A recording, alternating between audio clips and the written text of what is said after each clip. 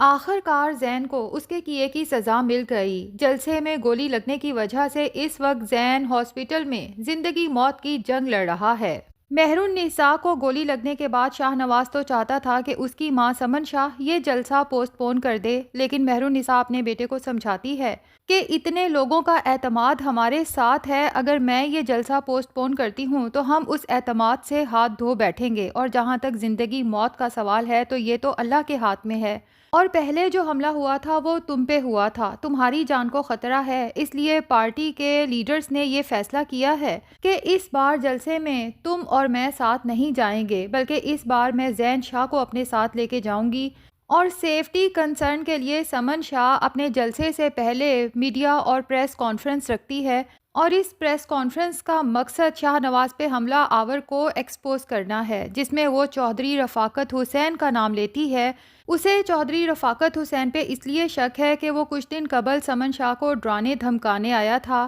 جبکہ سمن شاہ خود بھی نہیں جانتی کہ شاہ نواز پہ حملے کے پیچھے چودھری رفاقت حسین نہیں، بلکہ اس کا اپنا بھائی، عمل کا باپ صفدر شاہ ہے۔ صفدر شاہ سمن شاہ سے دو وجہ سے نفرت کرتا ہے، ایک تو اس کے بیٹے شاہ نواز نے چونکہ اس کی بیٹی عمل سے شادی سے انکار کیا ہے، جس کے بعد صفدر شاہ اپنی بیٹی کی تکلیف برداشت نہیں کر پا رہا، اور دوسرا یہ کہ صفدر شاہ ہی تو سمن شاہ کو سیاست میں لے کے آیا تھا، لیکن اب سمن شاہ کی سیاسی پارٹی صفدر شاہ کو پیچھے چھوڑ کے کہیں آگے نکل چکی ہے، اور صفدر شاہ سے اپنی ہی بہن کی یہ سیاسی کامیابی ناقابل برداشت ہو چکی ہے۔ ادھر شاہ نواز ہے جو مہر النساء کی بے رخی برداشت نہیں کر پا رہا، مہر النساء سے کہتا ہے کہ اگر تمہیں مجھ سے محبت نہیں ہے، مجھ سے نفرت کرتی ہو تو مجھے مر جانے دیا ہوتا، آخر تم نے کیوں میرے اوپر لگنے والی گولی کو خود پہ برداشت کیا؟ تمہارے بھائی کا قاتل ہمیشہ کے لیے اس دنیا سے چلا جاتا، جس پہ مہر النساء کہتی ہے کہ میرے بھائی کے قاتل آپ نہیں ہیں۔ شاہ نواز کہتا ہے کہ میرا بھائی تو ہے نا، بات تو ایک ہی ہوئی۔ شاہ نواز چاہتا ہے کہ مہر النساء اپنی یہ بے رخی ختم کر دے، لیکن مہر النساء ہے کہ شاہ نواز پہ اب دوبارہ یقین کرنے کو تیار نہیں ہے، کیونکہ پہلے بھی تو شاہ نواز کی محبت پہ اس نے آنکھیں بند کر کے یقین کیا تھا، اور پھر اس کا خمیازہ بھگتنا پڑا تھا۔ مہر النساء شاہ نواز سے کہتی ہے کہ جب مجھے آپ کی محبت پہ یقین آ جائے گا میں آپ کو خود بتا دوں گی، لیکن میں اس لیے یقین نہیں کرنا چاہتی کہ اگر ایک دفعہ پھر میرا یقین ٹوٹا تو شاید یہ صدمہ میرے لیے ناقابل برداشت ہو جائے۔ شاہ نواز کہتا ہے کہ مہر النساء، میں اس لمحے کا بے چینی سے انتظار کروں گا، اور تب تک میں اپنی پوری کوشش کروں گا کہ میں اپنی سچی محبت، سچے جذبوں کو تم پہ ثابت کر سکوں، اور اس کے لیے تم میرا جو بھی امتحان لینا چاہو میں اس کے لیے تیار ہوں۔ مہر النساء دل میں سوچتی ہے کہ کیا مجھے شاہ نواز کو زین شاہ کی حرکتوں کا بتا دینا چاہیے کہ وہ نہ صرف مجھے ہراس کرتا ہے بلکہ میری بہن مسکان کو اپنی جھوٹی محبت کے جال میں پھنسانے کی کوشش کر رہا ہے، اور وہ بھی محض مجھ سے بدلہ لینے کے لیے۔ لیکن پھر سوچ کے پریشان ہو جاتی ہے کہ اگر شاہ نواز نے میرا ساتھ نہ دیا تو میرا مان ٹوٹ جائے گا اور میری بہن بھی ایکسپوز ہو جائے گی، پتہ نہیں شاہ نواز میری بہن کے بارے میں کیا سوچے گا۔ جبکہ دوسری طرف شاہ نواز کو بھی احساس ہو رہا ہے کہ کوئی بات ہے ضرور جو مہر النساء کو اندر ہی اندر کھائے جا رہی ہے، لیکن مہر النساء وہ بات شیئر کرنے کو تیار نہیں ہے، جبکہ شاہ نواز بے چینی سے اس چیز کا انتظار کر رہا ہے کہ مہر النساء اس پہ پھر سے ٹرسٹ کرنے لگے اور اپنے تمام مسائل اس سے شیئر کرنے لگے۔ ادھر مسکان کی ماں کہتی ہے کہ اگر زین تم سے سچ میں محبت کرتا ہے تو اسے کہو کہ رشتہ لے کر آئے اور تم سے شادی کر کے تمہیں یہاں سے رخصت کر کے لے جائے، اس طرح چوری چھپے باہر ملنے سے تو تمہاری بدنامی ہو سکتی ہے، اگر خاندان کے کسی بھی فرد نے تمہیں دیکھ لیا تو تمہیں پتہ ہے نا کہ میرا بھی اس گھر میں رہنا کس قدر مشکل ہو جائے گا۔ مسکان تو جب دیکھتی ہے کہ میری ماں اس شادی کے لیے تیار ہے تو خوشی خوشی زین شاہ کو کال کرتی ہے اور اسے کہتی ہے کہ جلد سے جلد رشتہ لے کے گھر آؤ، لیکن زین شاہ کا سرد رویہ دیکھ کے مسکان خاصی پریشان ہو جاتی ہے کہ زین یہ سن کے ایکسائٹڈ کیوں نہیں ہوا کہ میری ماں اس شادی کے لیے تیار ہے۔ تو اس دفعہ زین شاہ مسکان کو اس کی اوقات یاد دلا ہی دیتا ہے اور اسے کہتا ہے کہ تمہاری یہ اوقات ہے کہ تمہارا نام میرے نام کے ساتھ جڑے، میں تو تم سے محض وقت گزاری کر رہا تھا، وہ تمام محبت تو جھوٹ تھی۔ مسکان کی آنکھیں تو پھٹی کی پھٹی رہ جاتی ہیں، اسے تو اپنے کانوں پر یقین ہی نہیں آتا کہ جو کچھ وہ سن رہی ہے وہ سچ ہے۔ اس کے دماغ میں تو زین شاہ کی وہ تمام باتیں گھومنے لگتی ہیں جو اس نے محبت میں مسکان سے کہی تھیں، جس طرح وہ اس کے کالج میں اس کا پیچھا کرتا تھا اور مسکان کو یہ احساس دلانے کی کوشش کرتا تھا کہ مسکان زین شاہ کی زندگی میں بہت خاص ہے۔ تو اس کا مطلب ہے کہ مہر النساء آپ ہی بالکل ٹھیک کہہ رہی تھیں۔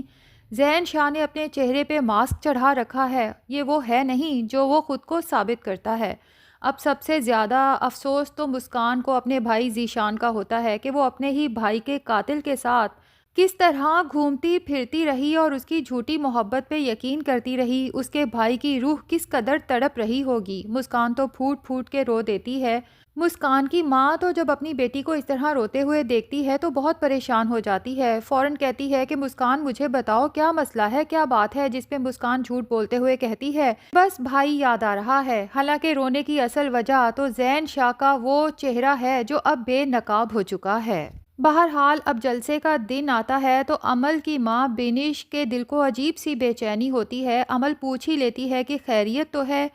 تو بینش اپنی تشویش کا اظہار کرتے ہوئے کہتی ہے کہ آج سمن شاہ کا جلسہ ہے، مجھے بہت پریشانی ہو رہی ہے، پتہ نہیں ایسا کیوں لگ رہا ہے کہ جیسے کچھ بہت برا ہونے والا ہے۔ عمل کو تو بہت غصہ آتا ہے کہ بھلا امی کو پھپھو کے بارے میں اتنا سوچنے کی کیا ضرورت ہے، جن لوگوں نے میرے ساتھ اتنا برا کیا، جس کے بیٹے نے بھری محفل میں مجھ سے نکاح سے انکار کر کے میری تذلیل کی۔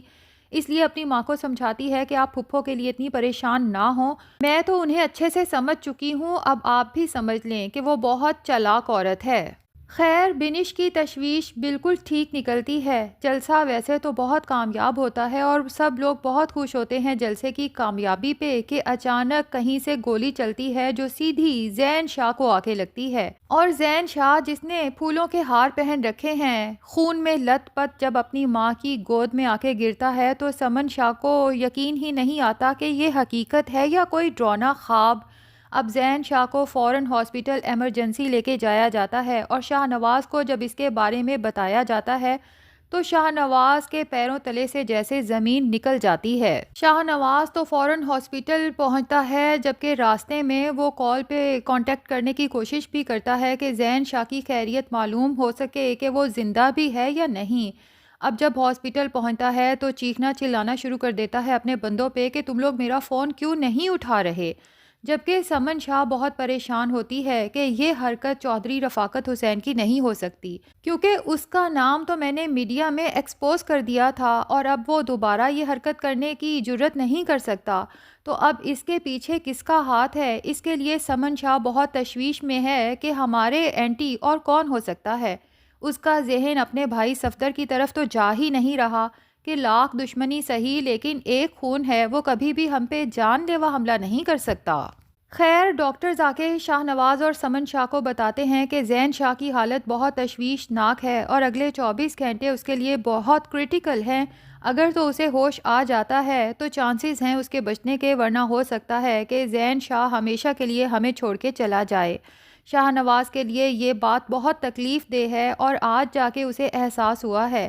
کہ مہر النساء نے میرے بھائی کی وجہ سے اپنا بھائی کھویا ہے اور بھائی کے چلے جانے کی تکلیف کیا ہوتی ہے۔ یہ سوچتے ساتھ ہی وہ گھر جاتا ہے تو مہر النساء کو جائے نماز پہ دعا مانگتے ہوئے دیکھ کر اس کی طرف بڑھتا ہے اور اسے بتاتا ہے کہ میرے بھائی پہ جان لیوا حملہ ہوا ہے، پلیز اس کے لیے دعا کرنا کیونکہ وہ بہت تکلیف میں ہے۔ اب مہر النساء سوچتی ہے کہ مجھے تو زین شاہ سے شدید نفرت ہے، لیکن شاہ نواز کی آنکھوں میں یہ آنسو مجھ سے برداشت کیوں نہیں ہو رہے، اور انہی آنسوؤں کو دیکھتے ہوئے مہر النساء مجبور ہو جاتی ہے اپنے ہی دشمن کی زندگی کی دعا کرنے کے لیے۔ جبکہ دوسری طرف مسکان جس نے دل سے زین شاہ کو بد دعا دی تھی، جب زین شاہ کو گولی لگنے کا سنتی ہے تو اس کا دل بھی جیسے کسی نے مٹھی میں جکڑ لیا ہو۔ فوراً اپنے رب سے رو رو کے دعا کرتی ہے کہ زین شاہ نے میرے ساتھ جو بھی کیا میں اسے معاف کرتی ہوں، لیکن اسے کچھ نہیں ہونا چاہیے۔ تو ناظرین کیا لگتا ہے، کیا زین شاہ زندہ بچ پائے گا یا اپنی زندگی کی بازی ہار جائے گا؟ کمنٹ سیکشن میں اپنی رائے کا اظہار ضرور کریں، اور اگر ہمارے چینل پہ نئے ہیں تو پلیز چینل کو بھی سبسکرائب کر لیں۔